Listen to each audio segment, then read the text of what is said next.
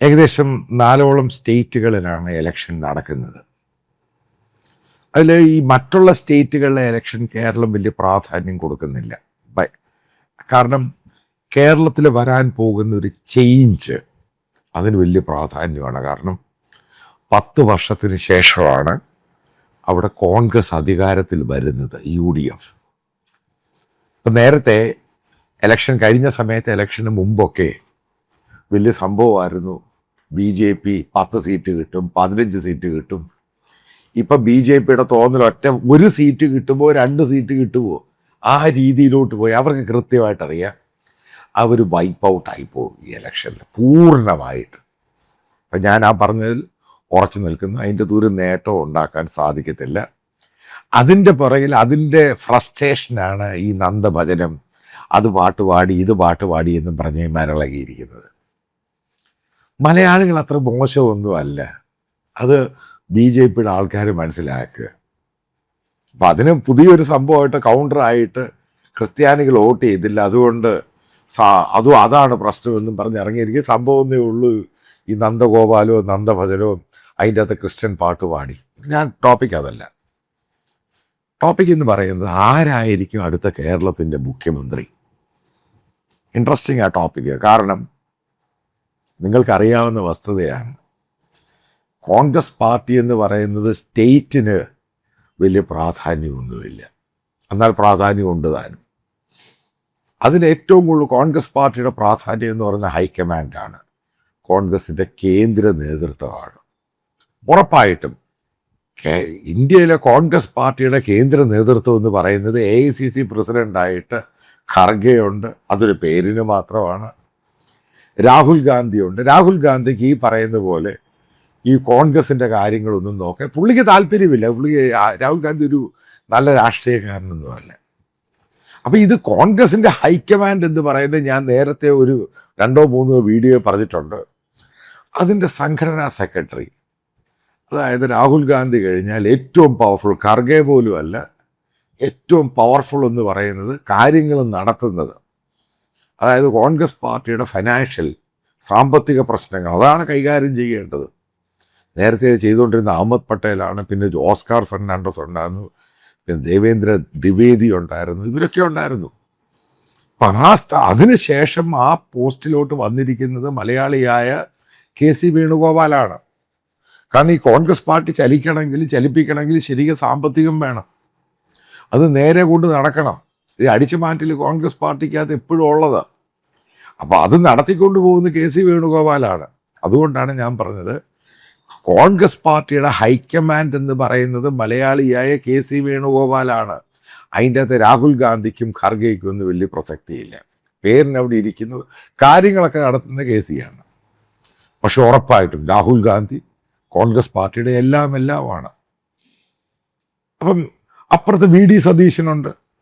ഇപ്പോൾ VD സതീശനാണ് കഴിഞ്ഞ 5 കൊല്ലം ഈ പറയുന്ന CPM-നെ ആണെങ്കിലും പിണറായി വിജയനെതിരെയാണെങ്കിലും വലിയ ക്യാമ്പയിൻ അഴിച്ചുവിട്ട് ഇതേപോലെ UDF-നെ ഒറ്റക്കെട്ടായിട്ടൊരു വിജയത്തിലോട്ട് നയിക്കുന്നത്.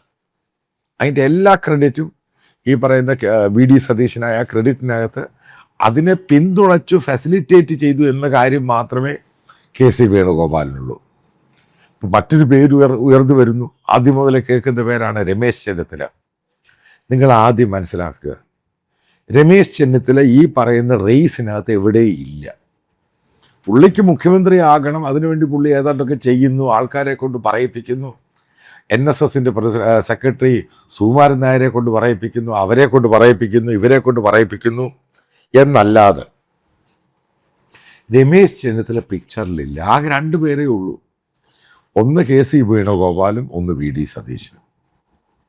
ഇനി ഇതിനകത്ത് ഈ കഴിഞ്ഞ സമയത്ത്, അതായത് 2 ദിവസം മുമ്പ്, മുസ്ലിം ലീഗിൻ്റെ ലീഡേഴ്സ് അവർ കോൺഗ്രസ് പാർട്ടിയെ നല്ല രീതിയിൽ ക്രിട്ടിസൈസ് ചെയ്തു. ഈ മുഖ്യമന്ത്രി പോസ്റ്റുമായിട്ട് കോൺഗ്രസിൻ്റെ പല നേതാക്കളും പല അഭിപ്രായങ്ങൾ പറയുന്നു.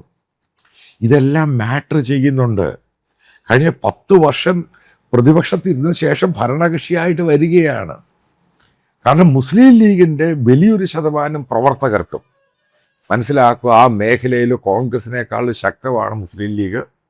അവർ UDFിൻ്റെ കൂടാണ്. അതായത് കോൺഗ്രസ് പ്രവർത്തകരെക്കാളും ആത്മാർത്ഥമായിട്ട് UDF ജയിക്കണം എന്ന് താല്പര്യമായിട്ട് പ്രവർത്തിച്ചവരാണ് മുസ്ലിം ലീഗുകാർ. അവർക്കൊരു താല്പര്യമുണ്ട്, അവരുടെ പ്രവർത്തകർക്ക്, നേതാക്കന്മാരുടെ കാര്യമല്ല പറഞ്ഞത്. ഇതേപോലെയുള്ള ടോപ്പിക്കുകൾ വന്നു കഴിയുമ്പോൾ അതിൻ്റെ പ്രവർത്തകർ ഈ ലീഗിൻ്റെ നേതാക്കന്മാരെ സ്ഥിരമായിട്ട് വിളിച്ചങ്ങ് പ്രഷറൈസ് ചെയ്യുന്നുണ്ട്. ഒരു കാരണവശാലും KC വേണുഗോപാൽ വരരുത്, ഇതുണ്ടായിട്ടുള്ള സംഭവമാണ്. അപ്പോൾ ഇവരുടെ നേതാക്കന്മാരെന്ത് ചെയ്യാൻ പറ്റും? അതാണ് ജനാധിപത്യ പാർട്ടി എന്ന് പറയുന്നത്. അപ്പം ആ ഒരു സന്ദർഭത്തിൽ KC വേണുഗോപാലുമായിട്ട് സപ്പോർട്ടീവായിട്ട് എന്തെങ്കിലും ആർട്ടിക്കിൾ സോഷ്യൽ മീഡിയയിലോ പത്രങ്ങളോ വല്ല സോഷ്യൽ മീഡിയ കമൻറ്റുകൾ നിങ്ങൾ എടുത്തു നോക്കിയാൽ മനസ്സിലാക്കാൻ സാധിക്കും വേണുഗോപാലിനെതിരെയാണ്. അത് വളരെയധികം വ്യക്തമായ ക്ലാരിറ്റിയും കൂടിയാണ്. ഇവിടെയാണ് സാക്ഷാൽ രാഹുൽ ഗാന്ധി പെട്ടുപോകുന്നത്. ആദ്യം ഒരു ജെനുവിനായിട്ടുള്ള കാര്യം മനസ്സിലാക്കുക. കോൺഗ്രസിൻ്റെ പാർലമെൻ്ററി MLAമാരുടെ പാർലമെൻ്ററി പാർട്ടി ആയിരിക്കും നേതാവിനെ തിരഞ്ഞെടുക്കുന്നത് ഉറപ്പായിട്ടും. അതിനകത്ത് ഈ പറയുന്ന VD സതീശിന് ഭൂരിപക്ഷം ഇല്ല. സതീശിനെ പിന്തുണയ്ക്കുന്ന ചിലപ്പോൾ ഒന്നോ രണ്ടോ, പറഞ്ഞ എറണാകുളത്തുള്ള ഷിയാസ്, അയാളുടെ പിന്തുണ ഒന്നോ രണ്ടോ പേരുടെ പിന്തുണയേ ഉള്ളൂ. ബാക്കിയുള്ള കാൻഡിഡേറ്റ്സിനെ മുഴുവനും നിർത്തിയിരിക്കുന്നത് ഈ KC വേണുഗോപാലുമായിട്ട് സപ്പോർട്ടായിട്ട് നിൽക്കുന്ന ആൾക്കാരെയാണ്. അത് മനസ്സിലാക്കുക. ഉമ്മൻചാണ്ടി മരിച്ചതിന് ശേഷം A ഗ്രൂപ്പ് എന്ന് പറയുന്ന സാധനം ഇല്ലാതായി. അതായത് ചാണ്ടി ഉമ്മൻ ഉൾപ്പെടെയുള്ള എല്ലാ A ഗ്രൂപ്പിൻ്റെ ആൾക്കാരും KC വേണുഗോപാലിൻ്റെ കൂടായി. ഇതാണ് യാഥാർത്ഥ്യം.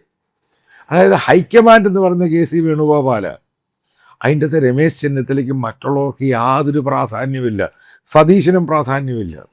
സാക്ഷാൽ VD സതീശനെ പ്രതിപക്ഷ നേതാവായിട്ട് കേരളത്തിൽ കൊണ്ടുവരുന്നത് KC വേണുഗോപാലാണ്. ഉമ്മൻചാണ്ടി പോലും അറിഞ്ഞിട്ടില്ല, AK ആൻ്റണിക്ക് പോലും അറിയത്തില്ലായിരുന്നു. ആ രീതിയിലുള്ള ഗെയിം കളിച്ചിട്ടാണ് രമേശ് ചെന്നിത്തലയ്ക്ക് പിന്തുണയുണ്ടായിരുന്ന AK ആൻ്റണിയും അതേപോലെ ഉമ്മൻചാണ്ടിയും മറ്റുള്ള എല്ലാ നേതാക്കളെയും വെട്ടിയിട്ട് ഒരു സുപ്രഭാതത്തിൽ VD സതീശനെ അവിടെ കൊണ്ടുവരികയാണ്. അതൊരു കാരണവശാലും കേരളത്തിൻ്റെ ഗ്രൂപ്പ് സമവാക്യങ്ങൾക്ക് എതിരായിട്ടാണ് ഉണ്ടായത്.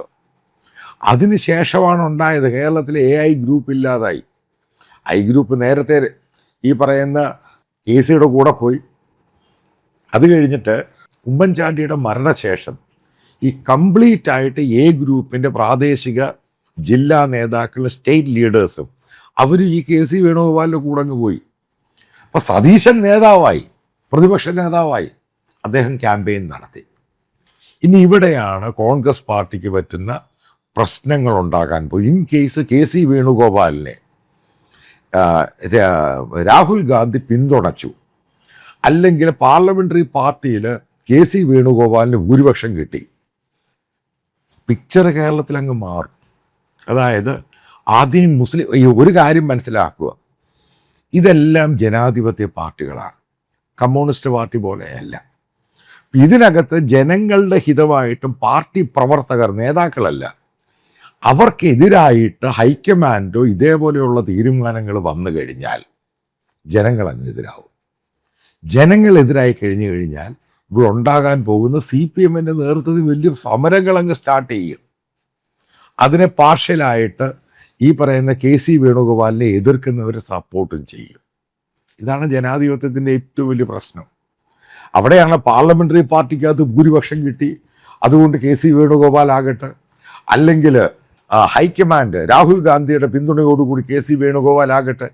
മനസ്സിലാക്കുക, രാഹുൽ ഗാന്ധിക്ക് ഇന്ത്യയിൽ ഏറ്റവും കൂടുതൽ സപ്പോർട്ടുള്ള സ്റ്റേറ്റ് എന്ന് പറയുന്നത് കേരളമാണ്.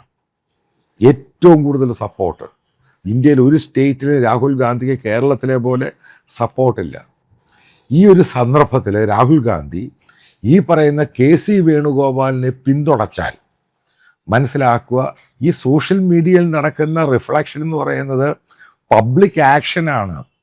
അത് ഓർഗാനിക്കാണ്, അത് ഇൻഓർഗാനിക് അല്ല, ആർട്ടിഫിഷ്യൽ അല്ല. അത് കാരണം ജനങ്ങളുടെ ഒരു ആഗ്രഹമുണ്ട്. കാരണം KC അല്ല കേരളത്തിൽ ഫൈറ്റ് ചെയ്തത്, CPMനെതിരെയും പിണറായി വിജയനെതിരെ ഫൈറ്റ് ചെയ്തത് സതീശനാണ്. അതുകൊണ്ട് സതീശൻ വരട്ടെ, ഇതാണ് സംഭവം. അപ്പം അതിനകത്ത് വെള്ളാപ്പള്ളി നടേശൻ KCയെ പിന്തുണച്ചാലും സുകുമാരൻ നായർ കെ സിയെ പിന്തുണച്ചാലും കെ സുധാകരൻ കെ സിയെ പിന്തുണച്ചാലും രൂക്ഷമായ പ്രശ്നമുണ്ടാകും. കെ സുധാകരൻ കെ സിക്ക് അനുകൂലമായിട്ടൊരു ഫേസ്ബുക്ക് പോസ്റ്റ് ഇട്ടു. അതിന് താഴെ കെ സുധാകരനെ അനുകൂലിച്ചവർ കെ സുധാകരനെ തെറി വിളിക്കാൻ തുടങ്ങി. അതായത് അതാണ് ഈ സോഷ്യൽ മീഡിയ കാലത്തിൻ്റെ ഏറ്റവും വലിയ പ്രത്യേകത എന്ന് പറയുന്നത്. അപ്പോൾ അനുകൂലമായിട്ടൊരു പോസ്റ്റ് ഇട്ടാലും പ്രതികൂലമായിട്ട് പോസ്റ്റ് ഇട്ട് കഴിഞ്ഞാലും എങ്ങനെയാണ് പബ്ലിക്കിൻ്റെ റിയാക്ഷൻ അത് സോഷ്യൽ മീഡിയയിൽ കൂടെ പ്രതിഫലിക്കും. ഇത് നമ്മൾ കണ്ടുകൊണ്ടിരിക്കുകയാണ് കഴിഞ്ഞ 1-2 ആഴ്ചയായിട്ട് ഇലക്ഷൻ കഴിഞ്ഞ ശേഷം. ഏറ്റവും കൂടുതൽ ഇപ്പോൾ കോൺഗ്രസിനകത്തെ പ്രവർത്തകർ, നേതാക്കന്മാരല്ല, കെ സി അങ്ങ് ഹെയ്റ്റ് ചെയ്യുകയാണ്, വെറുക്കുകയാണ്. കെ സി ആണ് ഡെലിബറേറ്റ് ആയിട്ട് ഈ ഒരു പ്രശ്നം ഉണ്ടാക്കിയത്. ഓർഗാനിക്കായിട്ട് സതീശനാണ് കേരളത്തിൻ്റെ മുഖ്യമന്ത്രി ആകേണ്ടത്. അതിനെ തടയാൻ വേണ്ടി കെ സി വേണുഗോപാലും ഹൈക്കമാൻഡും വരുന്നു. ഇതീ പറയുന്ന മുസ്ലിം ലീഗും അവരെ പിന്തുണയ്ക്കുന്ന മുസ്ലിം കമ്മ്യൂണിറ്റിക്കകത്തും ഈ കോൺഗ്രസിനെ ഇത്രയും പിന്തുണ കൊടുത്ത് അധികാരത്തിൽ കൊണ്ടുവരുന്ന കേരളത്തിലെ പബ്ലിക്കിനകത്തും വലിയ പ്രശ്നമുണ്ടാക്കും. അതായത് തുടക്കത്തിലുണ്ടായ ആ കല്ലുകടിയുണ്ട്, ആ കല്ലുകടി പിന്നെ മാറത്തില്ല. അത് നേരെ ചൊവ്വ ഒതുക്കിയെടുക്കാൻ വേണ്ടി കഴിയുകയില്ല. ഒരു കാര്യം ഞാൻ പറയാം, സതീശനെയും മാറ്റി നിർത്തിയിട്ട് കെ സി വേണുഗോപാലും മുഖ്യമന്ത്രി ആവുകയാണെങ്കിൽ ഡേ 1 ഓൺവേർഡ്സ് ഈ പറയുന്ന UDFനകത്ത് റിവോൾട്ട് ഉണ്ടാകും. അതുണ്ടാകുന്നത് പ്രോപ്പറായിട്ട് ജെന്യുവനായിട്ടുണ്ടാകുന്ന റിവോൾട്ടാണ്. ആ റിവോൾട്ടിനെ തടഞ്ഞു നിർത്താൻ ഈ പറയുന്ന കെ സി വേണുഗോപാലിനും UDF നേതൃത്വത്തിനും കഴിയത്തില്ല.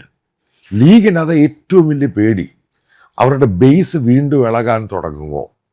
അതുകൊണ്ടാണ് ലീഗ് നേതാക്കൾ നിശബ്ദമായിട്ട് കോൺഗ്രസ് ലീഡേഴ്സിനോട് പറയുന്നത്, നിങ്ങൾ ഇതിനെപ്പറ്റി ഇപ്പോൾ ഡിസ്കസ് ചെയ്യേണ്ട, ഇലക്ഷൻ്റെ റിസൾട്ട് എല്ലാം വരട്ടെ, അതിനുശേഷം നമുക്ക് ഡിസ്കഷനിലോട്ട് പോകാം. ഇതതിൻ്റെ കാര്യം. കാരണം ആ ഒരു തിളപ്പും ബഹളവും കേരളത്തിൽ തുടങ്ങിക്കഴിഞ്ഞു.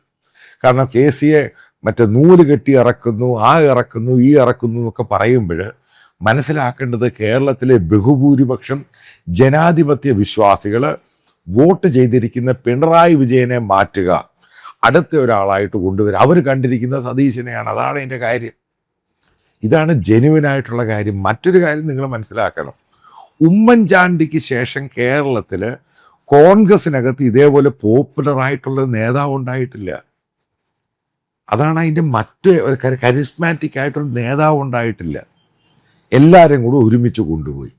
അത് സതീശന് മാത്രം ക്രെഡിറ്റഡാണ്.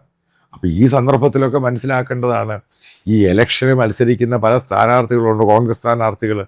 ഇവർക്കൊക്കെ സാമ്പത്തികം എന്ന് പറഞ്ഞ് അറേഞ്ച് ചെയ്തൊരു കൊടുത്തിരിക്കുന്ന AICC ആണ്, പ്രത്യേകിച്ച് കെ സി വേണുഗോപാലാണ്. അവിടെയാണ് ഈ 2 പവർ ഗെയിമിലോട്ട് ഈ സംഭവങ്ങൾ പോകുന്നത്. VD സതീശന് കൃത്യമായിട്ടറിയാം അയാൾക്ക് ഹൈക്കമാൻഡിൻ്റെ പിന്തുണയില്ല. കാരണം കെ സി വേണുഗോപാലിൻ്റെ മുമ്പിൽ സതീശനൊന്നുമല്ല എന്ന് VD സതീശൻ അറിയും.